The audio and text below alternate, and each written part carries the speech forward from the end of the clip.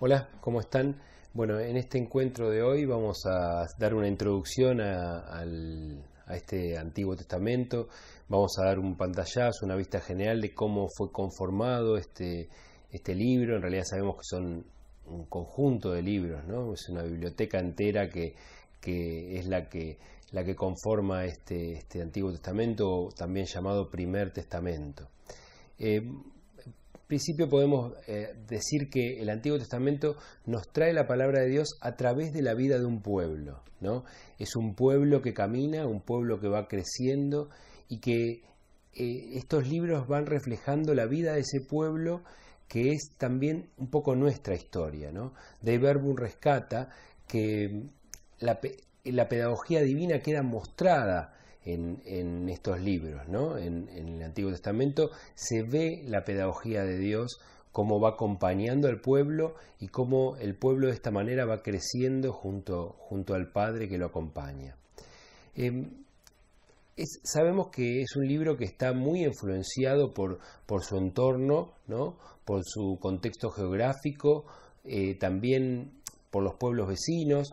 El contexto geográfico, por ejemplo, cuando nosotros hablamos de desierto, la experiencia de desierto tal vez nosotros no la tenemos, a lo mejor algunos de ustedes sí, pero en general la mayoría no, porque por ahí vivimos en una región o en una ciudad que tiene sus servicios, no tenemos problemas en conseguir agua tal vez, pero la experiencia de desierto era algo muy palpable para el pueblo judío. Entonces cuando el pueblo judío habla que camina 40 años por el desierto, está queriendo decir algo importante, y que la gente que leía los textos conocía muy bien, ¿no? Lo que era caminar por el desierto, lo difícil que era caminar por el desierto, estar sin agua tanto tiempo.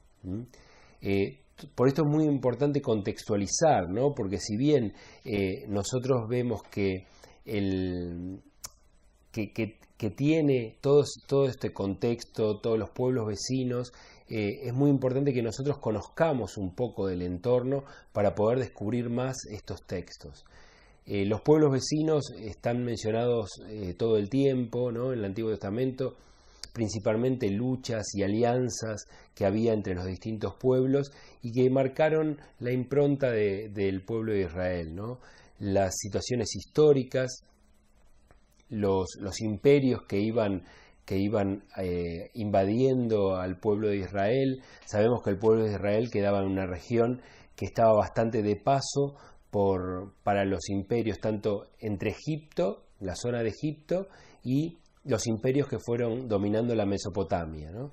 En la Mesopotamia fueron sucediéndose distintos imperios que intentaban someter a la región de Canaán, donde estaba el pueblo de Israel. Entonces toda esta cultura del Oriente, del Medio Oriente antiguo, era la que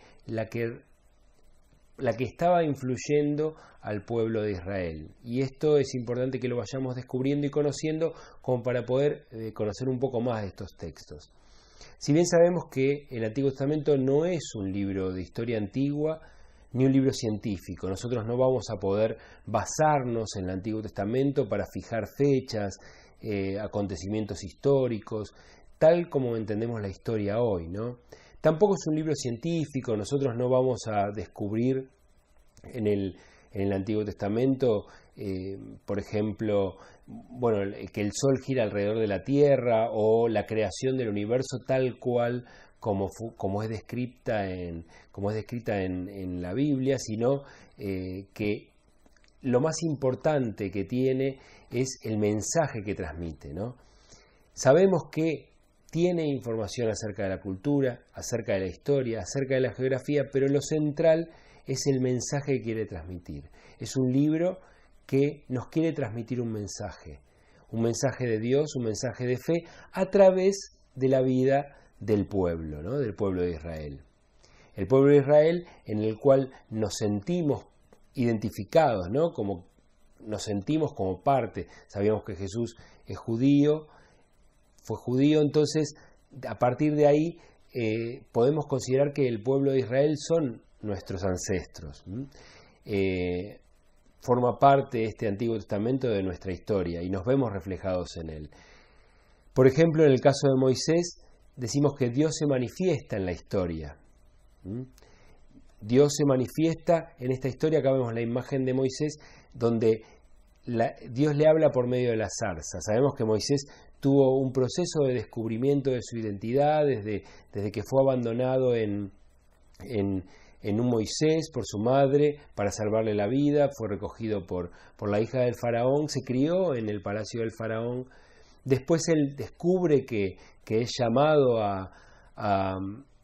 tiene una misión para con su pueblo, ¿no? Se va al desierto y ahí Dios le habla y le dice cuál era la misión que tenía para él. Nosotros muchas veces sentimos la necesidad de alejarnos y de irnos a un desierto para poder percibir cuál es o nos sentimos que estamos en un desierto, y ahí Dios nos habla y nos manifiesta cuál es su mensaje que tiene para nosotros, ¿no? Siempre en acontecimientos de la historia, en acontecimientos de la vida de las personas. Y la Biblia es la que nos da la clave para descubrir ese mensaje de Dios. En la Biblia podemos encontrar historia de la humanidad, ¿no? Experiencias de hombres de fe que fueron siendo volcadas en estos textos y que nos dan la clave para descubrir el mensaje de Dios en nuestra propia historia, en nuestra propia vida. Entonces, podemos ver que el Antiguo Testamento nos enseña cómo Dios salva en la historia de la humanidad, en la historia de su pueblo. Y así aprendemos lo que es nuestra propia historia. Y la Biblia nos da la clave para descubrir este mensaje, la presencia de Dios en nuestras vidas. La revelación de Dios sabemos que es progresiva, está metida en el tiempo. Dios espera a su pueblo, Dios nos va acompañando y se va mostrando en la medida que el pueblo es capaz de ir descubriéndolo. Nosotros mismos en nuestras vidas notamos cómo podemos ir descubriendo a Dios a medida que vamos creciendo y creciendo particularmente en la fe. Podemos hacer una analogía entre el descubrir del pueblo y el descubrir de nuestras vidas, la presencia de Dios en nuestras vidas. Dios se revela por completo, no es que Dios se va guardando y se va dando de aparte, sino que la pedagogía de Dios es ir mostrando en la medida que nosotros podemos entender, podemos descubrir. Él se muestra todo, se revela por completo, pero nosotros vamos descubriendo en nuestra historia personal y en la historia de la humanidad, en la historia del pueblo de Dios, vamos descubriendo su presencia en nuestras vidas. Y Dios nos espera, Dios nos acompaña hasta que nosotros podamos ir descubriendo ese mensaje. En el libro de los Romanos nos dice que la revelación acompaña la historia, va acompañando la historia del pueblo y la historia de cada uno de nosotros. Si vemos un poco el proceso de formación de la Biblia, vemos que hay tradiciones orales, tradiciones escritas, y podemos hablar de una redacción final, ¿no? Que es el armado final de la Biblia como la conocemos. En estas tradiciones orales son historias que eran narradas por personas durante siglos y se iban contando de generación en generación. Imagínense que no existían los textos, era muy difícil hacer copias en papiros, en rollos, era muy difícil tener una copia de los textos y los textos se transmitían en forma oral. La gente se los acordaba de memoria, ¿no? Repetían los textos muchas veces, no había tanta información como tenemos hoy y la gente estaba muy acostumbrada a aprenderse de memoria y eso se iba transmitiendo de generación en generación. Hoy en día, como ejemplo de esto, podemos tener los dichos populares que se van transmitiendo de una generación a otra y probablemente bastante parecidos a través de los años, ¿no? Los mismos dichos que eran dichos por nuestros abuelos, los dijeron nuestros padres y los decimos nosotros hoy y los dicen nuestros hijos. Y eso se va transmitiendo principalmente en forma oral. Las tradiciones escritas más adelante fueron poniéndose por escrito estos textos, ¿no? Vamos a profundizar un poco en estas tradiciones orales y las comunidades, ya no solo las personas, sino las comunidades iban forjando estas historias de personas que conformaban la identidad del pueblo, hombres de fe, líderes de su pueblo, que eran elegidos por el pueblo para representarlos a ellos. Entonces, esos héroes épicos eran los que iban manteniendo la identidad del pueblo, y todos tenían una experiencia fuerte de Dios, ¿no? Dios estaba muy presente en la vida de cada uno de estos personajes. Luego estas tradiciones orales fueron poniéndose por escrito, cada vez iba siendo un poco más difundido el transcribir. Entonces estos escritos, algunos autores los fueron poniendo, estos relatos, algunos autores los fueron poniendo por escrito, se iban creando nuevos relatos, se iban entrelazando y amalgamando distintos relatos, y de esta manera se iban conformando textos que se iban transmitiendo y eran leídos en las celebraciones por los rabinos, por los sacerdotes. Estos textos eran depositarios de la memoria del pueblo y le servían al pueblo para tener una memoria del pasado, de esta manera poder interpretar el presente y proyectarse al futuro. Estos textos eran experiencia de gente, de personas de fe, con un vínculo muy cercano a Dios, que le servían al pueblo para poder interpretar el presente en el que ellos estaban viviendo y tal vez no entendían, y de esa manera proyectar al futuro. De esta misma manera a nosotros estos textos nos sirven para tener una interpretación mejor del presente, ¿no? Nos dan la clave. Una clave es aquello que me permite descifrar un texto que está oculto, un mensaje que está oculto. Entonces nosotros, por medio de esta clave que es la Biblia, podemos ir descubriendo el mensaje que Dios tiene para nosotros. De esta manera interpretar el presente, ver la presencia de Dios en nuestras vidas, en nuestro entorno, y de esta manera poder proyectarnos en el futuro. Como ejemplo vemos la tradición sacerdotal, que fue una que aglutinó muchos escritos y que desarrolló muchos escritos, puso por escrito muchas tradiciones orales, buscando unir al pueblo luego del sufrimiento que había sido el exilio, ¿no? Tratando de responder preguntas de por qué nos está pasando esto, en qué fallamos, qué pasó, que como pueblo estamos viviendo esto. De la misma manera hoy nos podemos preguntar qué pasa en mi vida, qué pasa en mi comunidad, y por medio de la oración o de una lectura orante en los textos encontrar la respuesta a preguntas que nos venimos haciendo, comunitariamente y personalmente.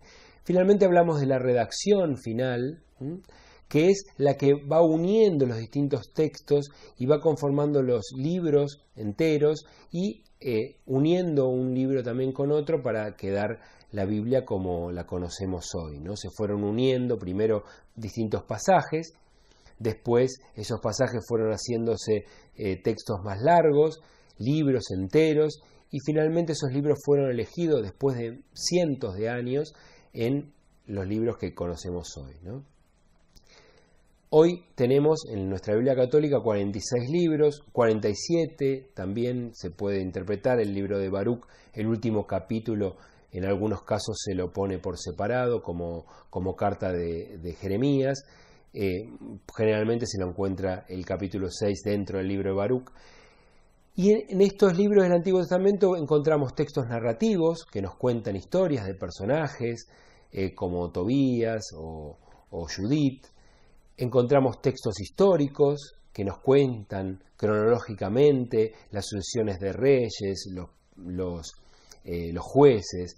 Encontramos libros proféticos, libros poéticos como los Salmos o el Cantar de los Cantares, libros espirituales, también podemos considerar los Salmos o pasajes dentro de otros libros, textos legales como el Levítico, parte del Deuteronomio, que van dando leyes, textos pedagógicos que enseñaban al pueblo cómo comportarse, incluso cómo cocinar, cómo hacer la liturgia, hasta normas de higiene que encontramos en estos textos. Y estos textos eran los que fueron elegidos desde la fe para conservar la identidad del pueblo. Y eso es lo que como humanidad nosotros recibimos estos textos que fueron elegidos, como humanidad creyente, ¿no? Estos textos mostraban personas normales, como ellos, que sufrieron, cantaron, pelearon, amaron y odiaron. Eran personas controversiales, como somos nosotros. El denominador común era que quisieron ser fieles a Dios y a sus hermanos. Buscaron ser fieles a Dios y a su pueblo. Ese fue el denominador común de los personajes y de los profetas, los jueces que fueron apareciendo en la historia de Israel. Todos querían ser fieles a Dios. Se fueron recogiendo los personajes más destacados que le fueron dando una estructura a este Antiguo Testamento, a estos textos como Abraham y la promesa de la tierra, Moisés, la revelación del Sinaí, la esperanza de un reino, los distintos reyes que se sucedían, los profetas que cuestionaban a los reyes cuando se alejaban de Dios, que cuestionaban al pueblo cuando se alejaban de Dios, el exilio que marcó fuertemente al pueblo, la vuelta del exilio como uniendo al pueblo en torno a la tierra y en torno al templo, los sabios, las reflexiones de los sabios que iban dando pautas para la vida, para el bien vivir. La conformación del Antiguo Testamento judío principalmente empezó, digamos, por la Torá, que podemos pensar que se empezó a aglutinar en el periodo de Esdras, luego del exilio, empezó a armar esta identidad. La Torá sabemos que es el libro más fuerte para el pueblo judío, tiene una dignidad superior al resto de los textos, ¿no? Esto hablando del periodo de Esdras en torno al siglo V a.C.